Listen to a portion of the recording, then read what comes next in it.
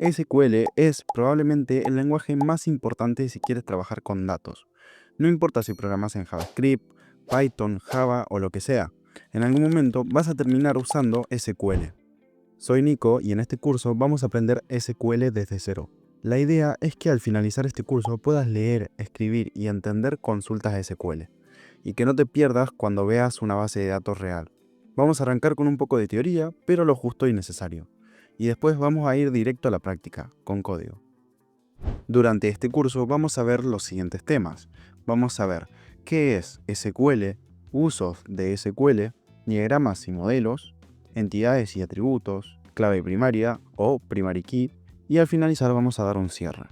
Espero que te guste el contenido y empecemos con el curso. Bien, vamos a lo básico. SQL significa Structured Query Language, o en español, lenguaje de consultas estructuradas. Básicamente, SQL es el lenguaje que usamos para comunicarnos con bases de datos relacionales. SQL sí es un lenguaje de programación, pero no es como los lenguajes tradicionales. SQL es un lenguaje estandarizado. Esto significa que lo aprendes una vez y después lo podés usar en MySQL, PostgreSQL, SQL Server, Oracle, SQLite y cualquier otro gestor de bases de datos. Tiene más de 50 años y se sigue usando casi igual. Y si algo dura tanto tiempo es porque funciona y seguirá funcionando. Ahora que sabemos esta información, veamos para qué realmente se utiliza SQL. SQL se usa en todos lados: aplicaciones web, mobiles, bancos, salud, inteligencia artificial y análisis de datos. Con SQL podemos crear y administrar bases de datos. También podemos consultar datos, que esto es lo que más se hace en la práctica. Podemos insertar datos, modificarlos y eliminarlos. SQL también permite agregar restricciones para asegurar que los datos sean correctos y consistentes. Se usa para reportes, análisis de datos, usuarios y permisos, transacciones y copias de seguridad. Básicamente, SQL se usa para hablar con una base de datos, crear, leer, actualizar y eliminar datos, el famoso CRUD. Antes de escribir código SQL, lo importante es pensar y diseñar la base de datos, porque si el diseño está mal, por más bueno que sea tu código, la base puede tener problemas. Es como construir una casa. Antes de poner los ladrillos tenés que hacer un plano. Bueno, para el código es lo mismo. Para empezar, usamos el concepto de entidad. Una entidad es la representación de algo del mundo real que queremos guardar en una base de datos. Por ejemplo, una persona, una casa, un producto, un cliente, un auto o cualquier cosa. Básicamente, cosas que existen y queremos registrar. Si pensamos en una tienda en línea, algunas entidades típicas podrían ser clientes, productos, órdenes de compra y proveedores. Cada una representa un tipo de objeto distinto dentro del sistema. El cliente representa a la persona que compra, el producto representa lo que se vende, la orden representa a la compra en sí y el proveedor representa quién suministra los productos. Ahora, para organizar y visualizar todo esto, no lo hacemos directo en SQL. Primero usamos diagramas. Los diagramas nos ayudan a entender mejor el sistema y visualizar cómo se relacionan las cosas. También nos ayudan a detectar errores antes de programar y diseñar una base más ordenada y lógica. Para dibujar estos diagramas se usa una notación muy conocida llamada notación de Chen. Esta notación define símbolos para representar cada parte del modelo. Por ejemplo, rectángulos para las entidades, óvalos para los atributos y rombos para las relaciones entre entidades. Así podemos ver de forma visual qué cosas existen y cómo se conectan entre sí. Gracias a estos diagramas podemos pasar de una idea vaga a un diseño estructurado y listo para convertirse en SQL. En otras palabras, primero pensamos, luego diseñamos y recién después programamos. Programar es lo último que hacemos, ya que tener una buena arquitectura del sistema nos permite ser más eficientes a la hora de escribir código. En la sección anterior hablamos de entidades, que son representaciones de cosas del mundo real.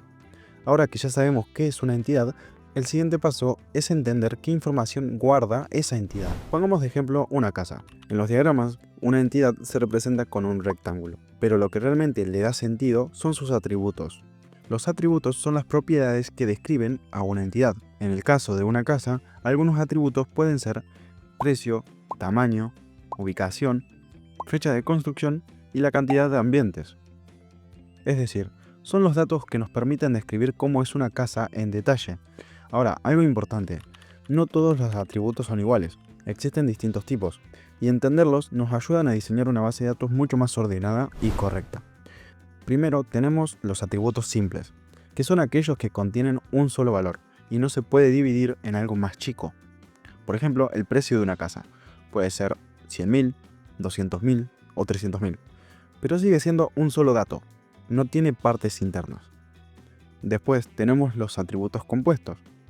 Estos son atributos que en realidad están formados por otros atributos más pequeños. Un ejemplo muy claro es la ubicación.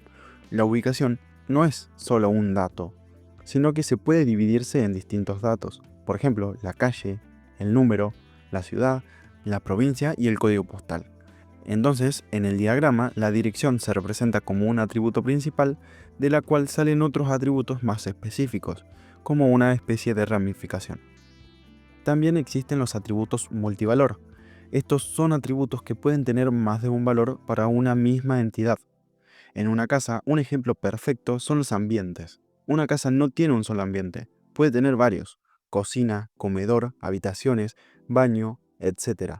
En los diagramas, los atributos multivalor se representan con un doble óvalo, para indicar que no es un solo valor, sino una colección de valores. Y por último, tenemos los atributos derivados. Estos atributos no se almacenan directamente, sino que se pueden calcular a partir de otros datos. Por ejemplo, la antigüedad de una casa. Si sabemos la fecha de construcción y conocemos la fecha actual, podemos calcular cuántos años tiene la casa. Por eso decimos que es un atributo derivado. No hace falta guardarlo, se puede obtener a partir de otra información. Todo esto puede parecer bastante teórico por ahora, pero entender bien esto hace que diseñar bases de datos sea muchísimo más simple después. Ahora vamos a ver uno de los conceptos más importantes de todo SQL, la clave o key en inglés. Una clave es la forma única de identificar algo, es decir, algo que hace que una entidad no se confunda con otra. Volvamos al ejemplo de las casas. Dos casas pueden tener el mismo color, los mismos ambientes, el mismo tamaño e incluso también estar en la misma cuadra, pero aún así no son la misma casa. ¿Por qué? Porque cada casa tiene un ID de vivienda, un identificador único que se le asigna a cada casa cuando se registra. Ese ID hace que esa casa sea única, aunque todo lo demás sea igual. Pasa exactamente lo mismo con las personas. Podemos imaginar que tenemos dos hermanos gemelos, son iguales físicamente, tienen el mismo apellido, la misma fecha de nacimiento y viven en la misma casa. ¿Cuál es la diferencia? El número de identidad. El DNI es lo que permite diferenciar a una persona de otra, aunque todo lo demás sea igual. Bueno, en base de datos, eso es una clave primaria. La clave primaria es un atributo especial que identifica de forma única a cada registro de una tabla. Sigue siendo un atributo, pero cumple una función importante. No puede repetirse y no puede ser nulo. En los diagramas, la clave primaria se representa como un atributo subrayado para dejar en claro que ese atributo es lo que identifica a la entidad.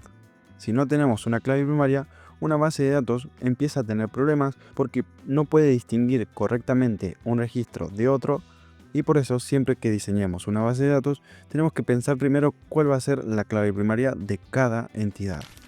Bien, con esto ya tenemos lo más importante. Entendimos cómo pensar una base de datos antes de escribir código. A partir de ahora, todo lo que vimos se va a transformar en código SQL. En los próximos videos vamos a instalar un gestor de base de datos, vamos a usar SQLite y SQLite Browser. Así que en el siguiente video voy a hacer un tutorial de cómo descargar y preparar el computador para poder ejecutar código SQL. Una vez instalado el gestor de bases de datos, vamos a crear nuestra primera base de datos y empezar a trabajar con tablas de verdad. Si estás siguiendo la playlist, seguí con el siguiente video, y si este es el primer video que ves del canal, suscríbete porque este curso va a ir desde lo más básico, como pudieron ver, hasta consultas más complejas. Nos vemos en el próximo video.